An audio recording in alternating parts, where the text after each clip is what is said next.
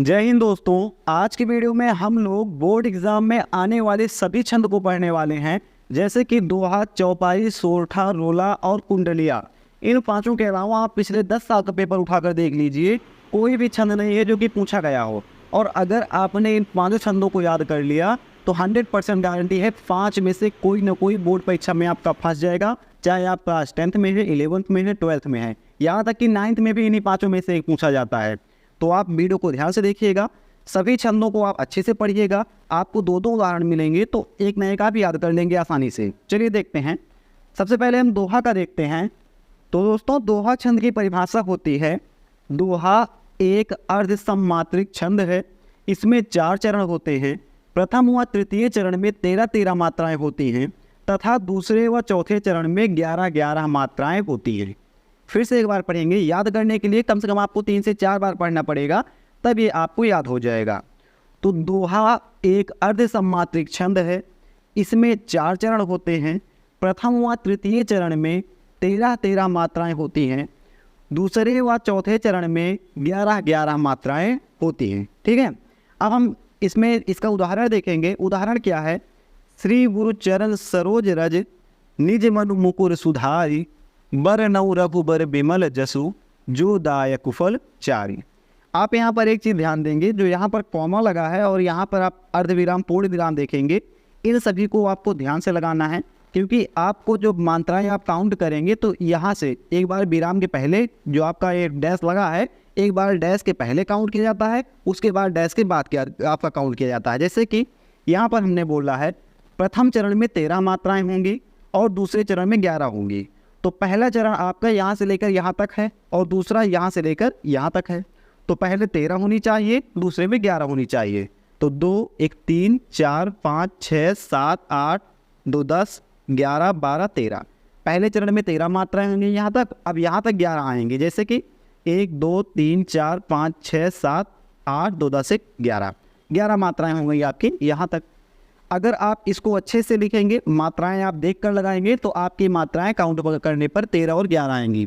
और अगर आप बोर्ड परीक्षा में इसको लिख रहे हैं या आप 9, 10, 11, 12 चारों में से किसी परीक्षा में लिख रहे हैं, तो आपको इन मात्राओं को ऊपर लिखना पड़ेगा।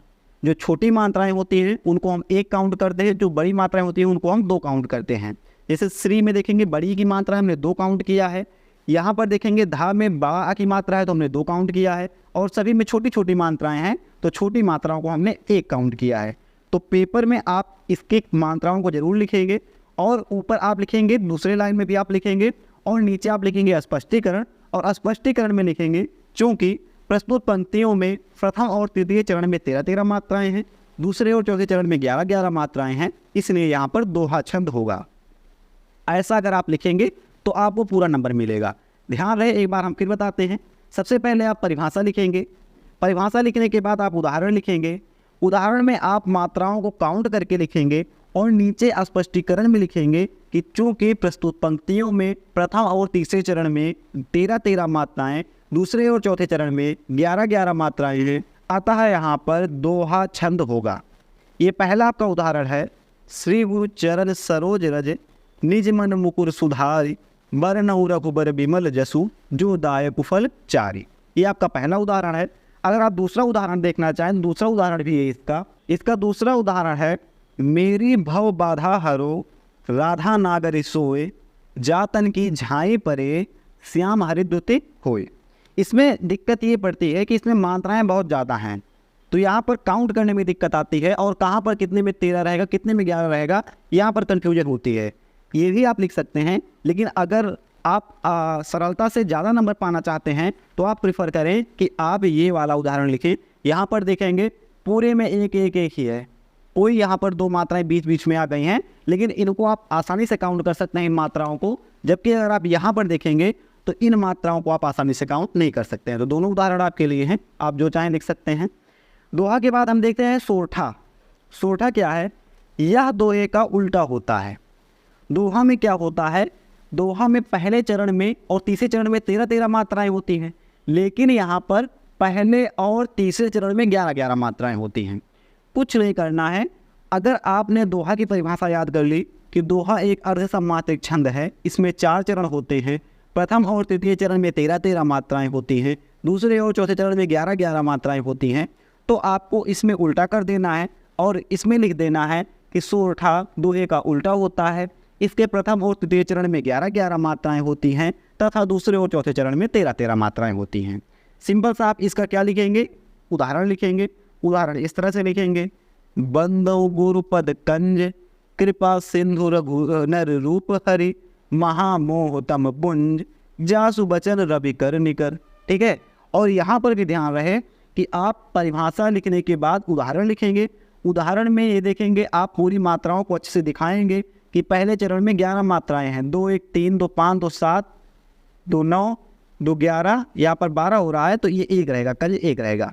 तो यहाँ पर देखेंगे आप तो यहाँ पर 11 मात्राएं हो रही हैं। इसी तरह से यहाँ पर 13 होनी चाहिए नीचे, तो ऐसा यहाँ पर होगा। अगर आप पीछे थोड़ा आएंगे, इसमें यहाँ पर एक बार देख लीजिए, ये डबल ही होगा। कंज है, कंज बड़ी मात्रा होती है, यहाँ पर देखेंगे छोटी मात्रा है, छोटा ऊ की मात्रा है, तो ये डबल की जगह पर इसको हम लघु ही काउंट करेंगे, तो ये 11 हो जाएगा। अगर आप इसको स्पष्ट देखना चाहते हैं मात्राओं को कैसे हमने लिखा है, तो यहाँ पर आप देखिए, बंदौ गुरुपद कंज कृपा सिंधु नर रूप हरि महामोह तम पुंज जासु बचन रवि कर निकर। तो यहाँ पर आप देखेंगे तो 2 3 4 5 6 7 8 2 10 11, यहाँ तक 11 हो गई और दूसरे में 13 होनी चाहिए।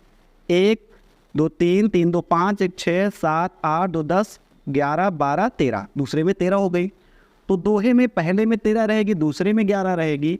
सोरठा में पहले में 11 रहेगी, दूसरे में 13 रहेगी। दोहा इक्वल टू उल्टा आप सोरठा या सोरठा इक्वल टू उल्टा आप दोहा। चलिए आगे देखते हैं, हमने क्या देखा, दोहा देखा, सोरठा देखा, और अब देखते हैं हम रोला। तो रोला क्या होता है, यहाँ पर हम देखेंगे। रोला एक सममात्रिक छंद है, इसमें 4 चरण होते हैं, प्रत्येक चरण में 24-24 मात्राएं होती हैं, 11 और 13 मात्राओं पर यति होती है। ठीक है, क्या होता है, यह एक सममात्रिक छंद है, इसमें 4 चरण होते हैं। 4 चरण सभी में होते हैं, दोहा में भी 4 चरण थे, सोरठा में भी 4 चरण थे, रोला में भी 4 चरण ही होंगे। तो इसका उदाहरण हम देखेंगे। उदाहरण है, जीती जाते हुए जिन्होंने भारत बाजी, निज बल से बल मेट विधर्मी मुगल कुराजी, जिनके आगे ठहर सके जंगी न जहाजी, ये हैं वही प्रसिद्ध छत्रपति भूप शिवाजी।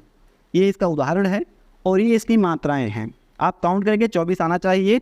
2 4 6 8 10 2 12 13 2 15 17 19 20 21 4 25, कहीं पर गलती हो रही है तो यहाँ पर देखेंगे 2 4 6 8 9 9 2 11 11 1 12 12 2 14 14 2 16 16 2 18 18 2 20 20 2 22 22 2 24 24 हो गई। इसी तरह से 24 नीचे भी हैं। एक बात आप कॉमा रखिएगा कि आप किसी का भी लिख रहे हैं, परिभाषा लिखने के बाद उदाहरण लिखेंगे। उदाहरण में आप मात्राओं को ऊपर बाकायदे लिखकर दिखाएंगे, कौन सी लघु मात्रा है, कौन सी गुरु मात्रा है, ये कॉमन चीज़ें हैं। और आप मात्राओं को दिखाने के बाद नीचे आप हेडिंग डाल देंगे, जैसे कि यहाँ पर सोरठा है, यहाँ पर आप स्पष्टीकरण हेडिंग डालेंगे और लिखेंगे कि प्रस्तुत उदाहरण में या प्रस्तुत पंक्तियों में इसके प्रथम चरण में 24 मात्राएं हैं, इनके चारों चरण में बराबर 24 मात्राएं हैं, इसमें 13 और 11 मात्राओं पर यति होती है, यति है, इसलिए यहाँ पर क्या है, यहाँ पर रोला होगा। ऐसे ही सोरठा में स्पष्टीकरण देंगे कि प्रस्तुत उदाहरण में प्रथम चरण में 11 मात्राएं, द्वितीय चरण में 13 मात्राएं हैं, अतः यहाँ पर सोरठा छंद होगा। तो स्पष्टीकरण आपको परिभाषा के हिसाब से देना पड़ेगा और उदाहरण में आपको विशेष ध्यान देना पड़ेगा कि कहाँ पर मात्राएं गलत लगी हैं, कहाँ पर सही लगी हैं। आप बाकायदे गिनकर पहले पेंसिल से आप मात्राएं लगाएंगे, जब मात्राएं काउंट करने में सही आने लगेंगे तो वहाँ पर आप पेन से उसको कर दीजिएगा और पेंसिल वाला मिटा दीजिएगा। आगे हम बढ़ते हैं, अगला हम अपना छंद देखते हैं। अभी हमने चौपाई नहीं देखी है, चौपाई छंद की परिभाषा देखते हैं। यह एक सममात्रिक छंद है, इसमें 4 चरण होते हैं एवं इसके प्रत्येक चरण में 16-16 मात्राएं होती हैं। आपने रोला में क्या देखा, उसमें 4 चरण होते हैं लेकिन उसके प्रत्येक चरण में 24-24 मात्राएं होती हैं, उसमें 11 और 13 मात्राओं के बाद यति होती है, अंत में 2 गुरु होते हैं। लगभग छोटी चीज़ सेम है। वहाँ पर क्या होती है, देखिए सोरठा और दोहा में आप बैठाएंगे और चौपाई रोला को आप बराबर करेंगे तो आपको सारी परिभाषाएं आसानी से याद हो जाएंगी। परिभाषाएं याद होने के बाद उदाहरण तो आपको आसानी से याद हो जाता है। उदाहरण में एकदम अनुमान चर्चा लिख दिए हैं तो ये तो आपको याद ही हो जाएगा। दोहे का उल्टा सोरठा होता है। दोहा में पहले 13 मात्राएं आती है, फिर 11 मात्राएं आती हैं। सोरठा में पहले 11 मात्राएं आती है, फिर 13 मात्राएं आती हैं। ठीक है, फिर आते हैं रोला पर। रोला में 4 चरण होते हैं, 24 मात्राएं होती हैं। 13 और 11 या 11 और 13 मात्राओं पर यति होती है। 11 और 13 मात्राओं पर यति होती है, यतिमानक मतलब विराम होता है। अब रोला के समान होता है चौपाई। चौपाई में 4 चरण होते हैं, इसमें प्रत्येक चरण में 24 की जगह पर 16 मात्राएं होती हैं और चौपाई के अंत में 2 गुरु होते हैं। चौपाई के अंत में 2 गुरु होते हैं। जब आप मात्राएं काउंट करेंगे तो इस तरह से आपको 2 गुरु देखने को मिल जाएंगे। गुरु यानी कि अंत में 2 बड़ी मात्राएं होती हैं। देखेंगे इसको, यह एक सममात्रिक छंद है। इसमें 4 चरण होते हैं एवं प्रत्येक चरण में 16-16 मात्राएं होती हैं तथा अंत में 2 गुरु होते हैं। उदाहरण है, अष्ट सिद्धि नवनिधि के दाता, असवर दीन जानकी माता, राम रसायन तुम्हारे पासा, सदा रहो रघुपति के दासा। 16 मात्राएं होनी चाहिए। 1 2 1 3 1 4 2 6 2 8 2 10 2 12 14 16। इसी तरह से 1 2 1 3 1 4 2 6 2 8 2 10 10 6 16। यहाँ से आप लीजिए 16 हो गई। अगर आप इसका दूसरा उदाहरण लिखना चाहते हैं तो इसके लिए आपका दूसरा उदाहरण भी है और दूसरा उदाहरण आपका इधर है। यहाँ पर देखेंगे, अभी देखा आपने, अष्ट सिद्धि नवनिधि के दाता, असवर दीन जानकी माता, राम रसायन तुम्हारे पासा, सदा रहो रघुपति के दासा। वो लिख सकते हैं या आप ये लिख सकते हैं, नासे रोग हरे सब पीरा, जपत निरंतर हनुमत बीरा, संकट ते हनुमान छुड़ावें, मन कर्म वचन ध्यान जोलावें। दोनों में से आप कोई भी लिख सकते हैं। यहाँ पर आप देखेंगे अंत में सभी में 2 गुरु हैं। जिस चौपाई में 2 गुरु नहीं आते हैं, पेपर में आप उसको लिखने से बचिए। हनुमान चालीसा है, चालीसा में सभी चौपाइयाँ ही हैं, लेकिन जहाँ पर अंत में 2 गुरु नहीं आ रहे हैं, कोशिश कीजिए कि आप उसको वैसे पढ़ें, पेपर में ना लिखें। पेपर में लिखेंगे तो 2 गुरु अंत में आना चाहिए। तो ये थी आपकी चौपाई। अभी हमने 4 पढ़ा, दोहा, सोरठा, रोला, चौपाई। अभी एक 5वां बाकी है, उसका नाम है कुंडलिया। कभी कभी ये छंद भी पूछ लिया जाता है, इसलिए एक बार इसको पढ़ना जरूरी है। 1-2 बार पढ़े रहेंगे तो कम से कम आपको ये तो याद ही हो जाएगा। इसकी परिभाषा थोड़ी ये हार्ड है, पढ़ने का कोशिश करेंगे याद हो जाएगा। यह एक विषम मात्रिक छंद है। यह एक दोहा तथा एक रोला से मिलकर बना होता है। इसमें 6 चरण होते हैं। प्रथम 2 चरण दोहा तथा शेष 4 चरण में रोला होता है। इसके प्रत्येक चरण में 24 मात्राएं होती हैं। इसकी विशेष पहचान है कि यह जिन शब्दों से शुरू होता है उन्हीं शब्दों के साथ खत्म होता है। ठीक है, फिर से हम देखेंगे। पहले बोला जा रहा है, अच्छे से एकदम देखेंगे। यह एक विषम मात्रिक छंद है, यानी कि कितना है, विषम मात्रिक छंद है। इसके हर चरण में सेम मात्राएं नहीं होंगी, हर चरण में सेम मात्राएं नहीं होंगी। फिर हम देखेंगे, यह एक दोहा और एक रोला से मिलकर बना होता है। इसमें क्या होगा, एक दोहा होगा, एक रोला होगा। इसमें 6 चरण होते हैं। प्रथम 2 चरण में दोहा होता है, शेष 4 चरण में रोला होता है। जैसे कि अगर आप यहाँ पर देखेंगे तो यहाँ पर कितने उदाहरण में 1 2 3 4 5 6 हैं। तो 6 में से 1 2 ये आपका हो जाएगा दोहा, और 1 2 3 4 ये 4 हो जाएगा आपका रोला हो जाएगा। प्रथम 2 आपका दोहा हो जाएगा, शेष 4 आपका रोला हो जाएगा। इसके प्रत्येक चरण में 24 मात्राएं होती हैं। तो यहाँ पर इसमें थोड़ा गलत है, यहाँ पर सम हो जाएगा, सम मात्रिक है। क्या है, सम मात्रिक है। चलिए, तो इसके प्रत्येक चरण में 24 मात्राएं होती हैं। इसकी विशेष पहचान है कि यह जिन शब्दों से मिलकर शुरू होता है उन्हीं शब्दों के साथ ही खत्म भी होता है। चलिए अब आगे हम थोड़ा सा देखते हैं। दोहा के पहले चरण में होता है 13 मात्राएं और दूसरे चरण में होता है 11 मात्राएं। ये आपने पढ़ा।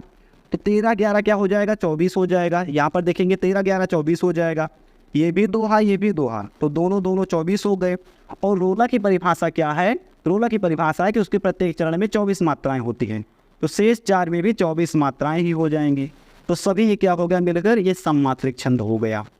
अगर आप इसको पढ़ेंगे तो ये तो आपको कन्फर्म है कि आपको दोहा की परिभाषा याद हो गई, रोला की परिभाषा याद हो गई। दोहा से आप बना लेंगे सोरठा की परिभाषा और उदाहरण, और आप जो इसे रोला से बना लेंगे चौपाई का, और आपको पढ़ना है केवल एक कुंडलिया। दोहा और क्या कहते हैं, दोहा और रोला दोनों को पढ़ लेंगे। दोहा से सोरठा बन जाएगा और रोला से चौपाई बन जाएगा। फिलहाल फोकस कर दे अपने उदाहरण पर। इसको एक बार आप चाहें तो पढ़ लीजिएगा। उदाहरण है, बिना विचारे जो करे सो पाछे पछताए, काम बिगाड़े आपनो जग में होत हसाए, जग में होत हसाए चित्त में चैन न पावे, खान पान सम्मान राग रंग मन ही न भावे, का गिरधर कबीराय दुख कहूँ टरे न टारे, खटिकत हैं जी माय कियो जो बिना विचारे। ठीक है, पहला तो आपका दोहा है, फिर चौपाई है। तो आई होप आपको समझ में आया होगा। 1 2 1 3 1 4 4 8 2 10 1 11 2 13 2 15 2 17 2 19 1 20 1 21 21 2 23 23 1 24 24 मात्राएं हैं। हर बार की तरह यानी हर क्वेश्चन की तरह इसमें भी आपको सभी में लिखना पड़ेगा मात्राओं को गिनकर। उसके बाद अंत में स्पष्टीकरण देना होगा कि प्रस्तुत पंक्तियों में प्रत्येक में इसमें प्रथम 2 दोहा है और शेष 4 रोला है, प्रत्येक में 24 मात्राएं हैं, अतः यह कुंडलिया छंद है। तो इस वीडियो में इतना ही था। आई थिंक आपको ये पता चल गया होगा कि कैसे हम दोहा से सोरठा और रोला से चौपाई बना लेंगे। कुंडलिया की आपने परिभाषा याद कर ली, इसका उदाहरण भी आप याद कर लीजिएगा। सभी जितने भी छंद आते हैं पेपर में, सभी छंद यहाँ पर हो गए हैं। तो इस वीडियो में इतना ही था। कैसी लगी आपको वीडियो, हमें एक बार कमेंट कर दीजिएगा। फिलहाल हम मिलेंगे इसे किसी नेक्स्ट वीडियो में। जय हिंद।